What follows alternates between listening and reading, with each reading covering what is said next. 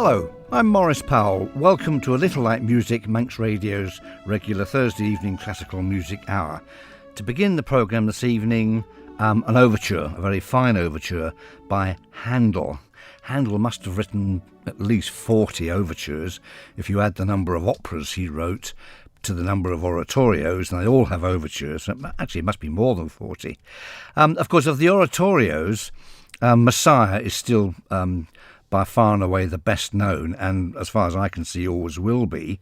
Others which used to be popular, Judas Maccabeus, Israel in Egypt, are not heard so often now, although both, particularly Israel in Egypt, are predominantly choral oratorios, as indeed is Messiah. Choirs, of course, love them. But of the other oratorios, they're by no means so well known. How many people, for example, can honestly claim to know anything from, say, Alexander Ballas, or the occasional oratorio, or Joseph? Or what about even the great masterpiece, in my humble opinion anyway, the great masterpiece amongst Handel's oratorios, Saul? Well, there are lots of others I could mention. Belshazzar is one of the most sort of resplendent and brilliant oratorios. The story, of course, centering on Belshazzar's feast and the writing on the wall and so forth, is a very strong story of a city-state and a king in decline. And clearly the character of Belshazzar, as indeed did the character of Saul, these disintegrating, powerful personalities, strongly appealed to Handel, of course, who, above all else, was a great dramatist. So let's hear the overture to Belshazzar, and if we've time later on, I'll just play you a chorus from that oratorio, perhaps to whet your appetite. The overture, then, to Handel's oratorio, Belshazzar.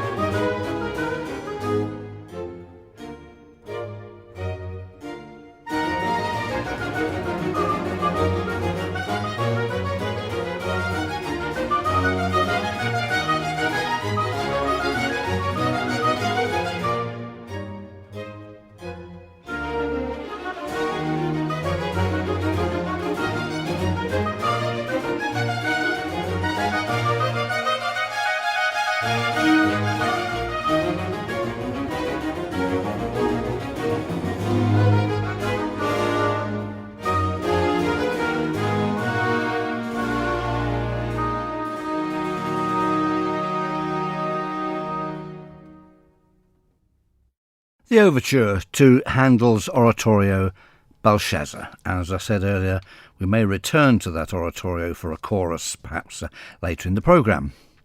And now perhaps one of the best known of all violin solos, it's the Meditation from Massenet's opera Thais. Now Massenet's operas are almost as little known really as some of Handel's oratorios.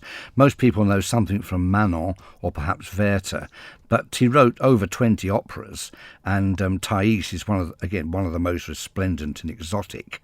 The courtesan Thais reflects on her past life in this wonderful little interlude. It's a violin solo, very, very popular with nearly all famous concert artists. A lovely, lovely piece. I have played it before, but probably not for some years. The Meditation from Thais.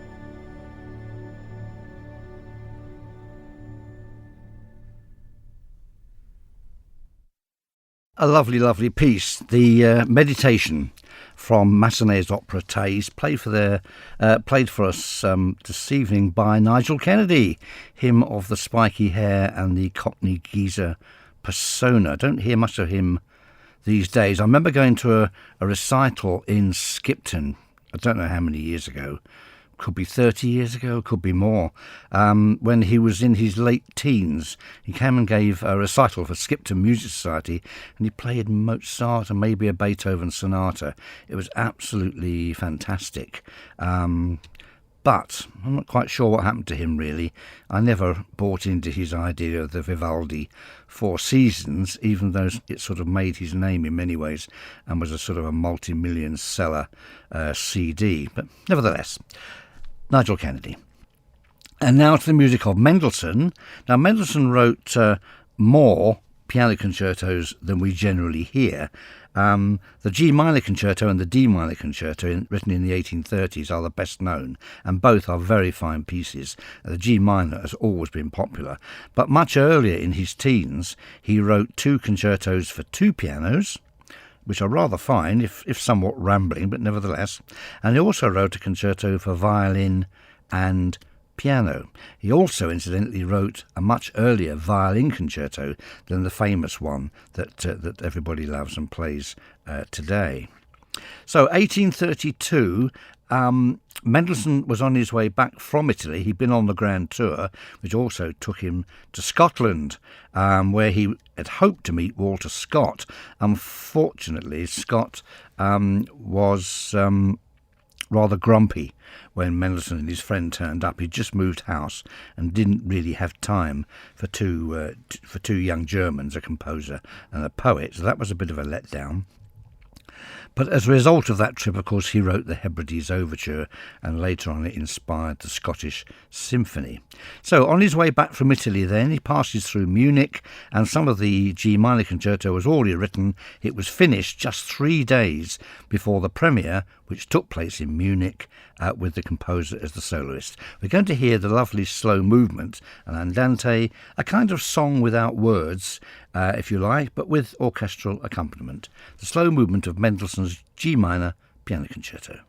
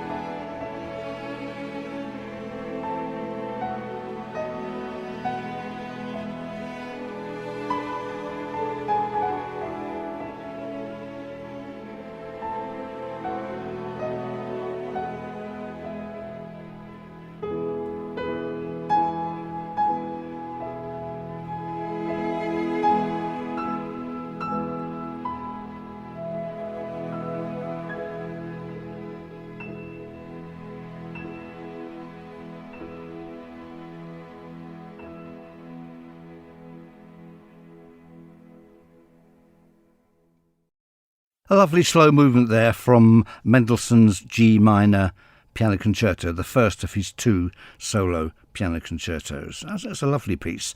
Maybe at the end of the programme we might perhaps hear the finale, which is a very jolly piece and like a sort of moto perpetuo. Let's see what we've got time for. We must return now to Handel and that oratorio that we opened the programme with, the overture of, which of course is Belshazzar.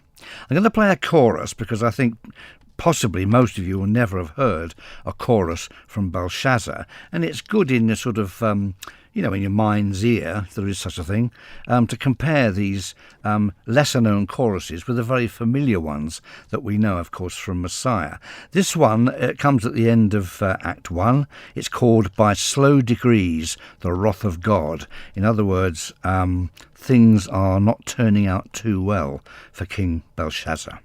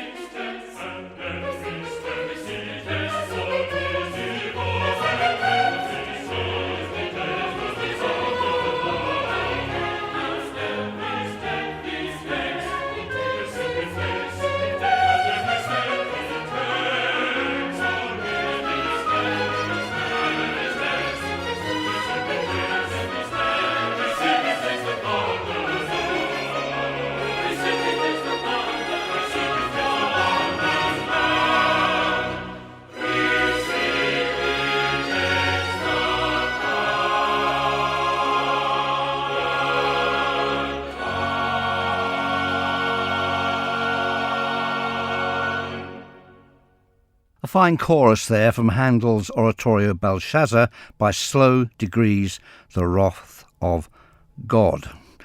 I don't really feel very sorry for Belshazzar as a character, as a pretty nasty character. I have a lot of sympathy for Saul in another, of course, Handel's great oratorios. But Belshazzar, there wallowing in excessive feast, as one of his arias goes, doesn't really attract much sympathy. Let's get back now to the world of British light music. This is a short piece by Robert Busby called Up with the Lark. Now, Robert Busby was one of the sort of backroom boys of the light music era.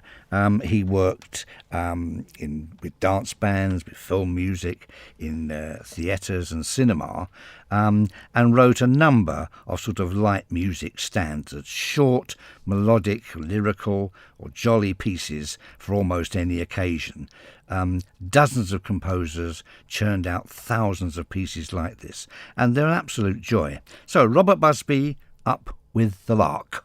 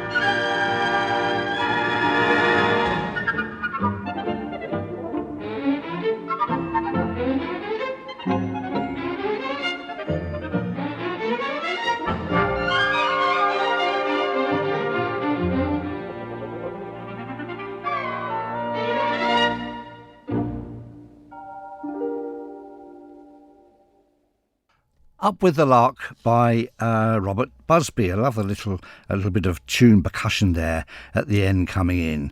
And sort of nice little orchestral touches that these attractive short pieces are absolutely cram-packed with. So, where to now? Percy Grainger, something I haven't played before. His arrangements are wonderful and suit my kind of programme very well, because most of them are comparatively short. They're full of interest and full of surprises, as indeed is this one. This is his setting of Ye Banks and Braes, traditional Scottish tune, the Caledonian Hund's Delight, to which Burns fitted the well-known words. Percy Grainger's arrangement, of course, comes much later and includes some gentle whistling.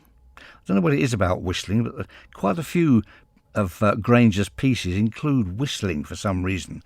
I'll have to try and find out why that was, but it's an attractive idea and it works quite well. I don't mean by whistling the sort of kind of whistling that a siffleur would do, like whistling along with an accompaniment. These are kind of gentle background whistles, very, very evocative. So Percy Granger's arrangement of Ye Banks and Braes.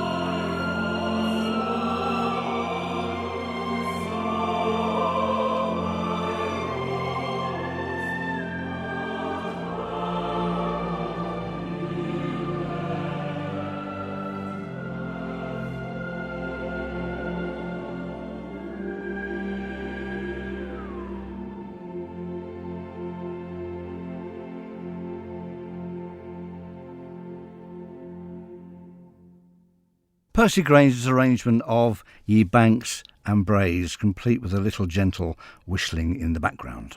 And now I think it's time to go to Vienna, of course, which is a very important centre for light music, particularly waltzes, polkas and mazurkas and all that kind of thing.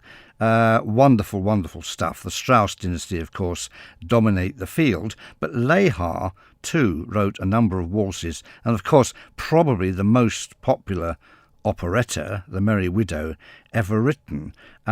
It's described by one commentator as the gift that keeps on giving, and I believe it's true that somewhere in the world every week The Merry Widow is being performed.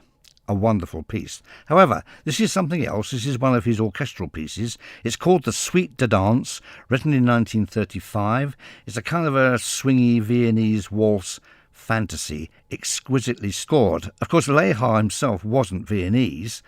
We just happened to think of him as being Viennese. He was actually Hungarian. So there you are. Lehar, Suite de Danse.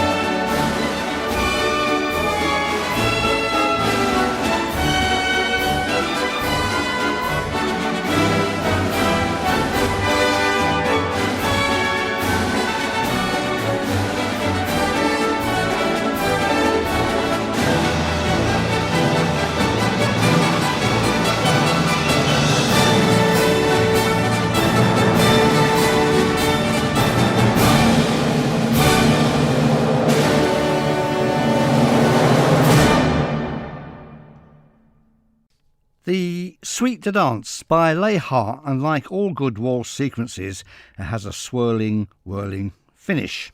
Now, let's return to Mendelssohn and the concerto, the G minor piano concerto that I played the lovely Andante from earlier in the programme. We do have time to play the finale, and I should have mentioned it before. The pianist this evening is Benjamin Frith with the Slovak State Philharmonic Orchestra, conducted by Robert Stankowski. Very fine performance, not expensive to buy, but I wouldn't think of replacing it with anything else. It's lively and brilliantly played.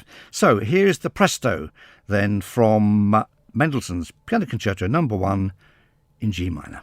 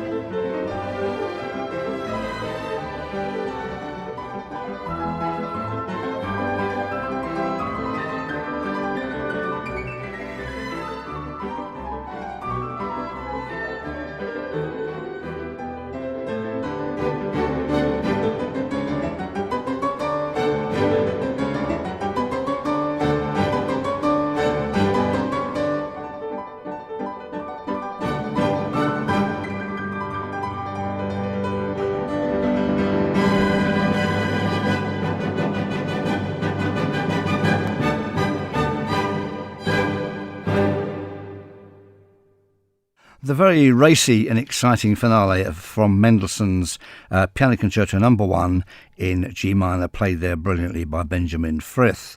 What an amazing composer Mendelssohn was. I mean, so much of his music was written when he was very, very young, and it's still played today. The wonderful octet the Midsummer Night's Dream Overture. These are miraculous things, and I think concertos like this, although maybe a little bit flashy, should we say, are great fun, very entertaining, and apart from anything else, it tells us that Mendelssohn was a really good pianist. So that brings us to the end of the programme. Time is slipping away. We've got time for something to play us out with. So I hope you've enjoyed my selection. What have we had? Handel, Massenet and Handel again, Percy Grainger, Lehar, Mendelssohn, and a few bits and pieces. So a bit of a mix as usual. Not sure what's coming up next week. Bit of Beethoven maybe. I think I've found something I'm pretty certain nobody will have heard, except me, of course. So maybe something to look forward to. So to play us out with, here is Eric Coates' March, Sound and Vision, also known as the ATV March. Join me again next Thursday at 9. In the meantime, happy listening, stay safe. Goodbye.